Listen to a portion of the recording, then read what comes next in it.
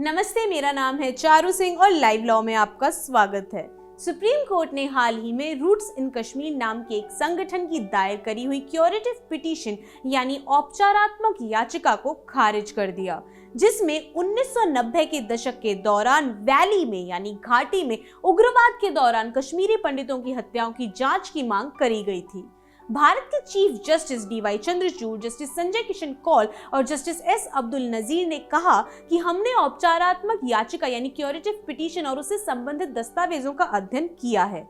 हमारी राय में supreme court की रूपा अशोक हुर्रा वर्सेस अशोक हुर्रा के फैसले में जो पैरामीटर इंडिकेटेड हैं यानी निर्दिष्ट मापदंडों के भीतर कोई मामला नहीं बनता है।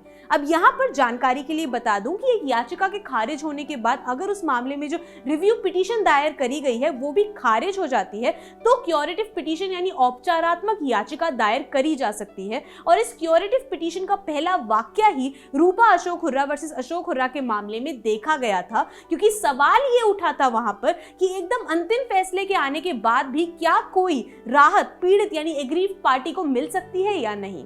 अब मुद्दे पर वापस आते हैं। क्यूरेटिव पिटीशन सुप्रीम कोर्ट के 2017 के एक फैसले के खिलाफ दायर करी गई थी, जिसमें लंबी देरी का हवाला देते हुए जांच के संगठन की याचिका को खारिज कर दिया था। 24 जुलाई 2017 को तब के चीफ जस्टिस जे.एस. खेहर और जस्टिस डी.वाई. चंद्रचूड़ ने याचिका को खारिज कर दिया था, ये कहते हुए कि 27 साल बाद कोई सबूत उपलब्ध नहीं होगा।